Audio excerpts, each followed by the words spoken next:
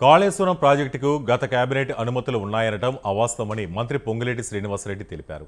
BRS నేతలు ఇంకెంతకాలం ప్రజలను మభ్యపెడతారన్నారు. మాజీ సీఎం కేసీఆర్, మాజీ మంత్రి హరీష్ రావు ఏం చేశారన్నది కమిషన్ నివేదికలో స్పష్టంగా ఉందని తెలియజేశారు.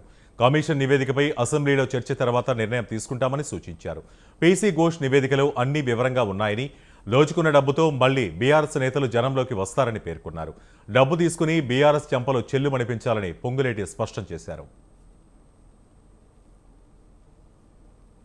ఎలా ఉద్దేశపూర్వకంగా కాళేశ్వరాన్ని దోచుకున్నారో, ఏ వంకలతో దోచుకున్నారో, ఏమేమి చెప్పి కర్త కర్మ క్రియ కాళేశ్వరం అంటేనే కేసీఆర్ అని బొమ్మ పెట్టుకొని ఆనాడు మాయ మాటలు చెప్పారో ఆ చిత్రాన్నంతా పీసీ ఘోష్ గారు ఇచ్చిన రిపోర్ట్ లో చాలా స్పష్టంగా కనిపిస్తుంది.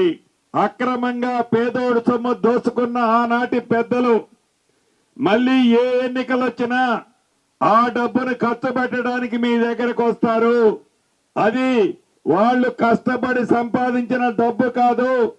ఆ డబ్బు తీసుకోండి.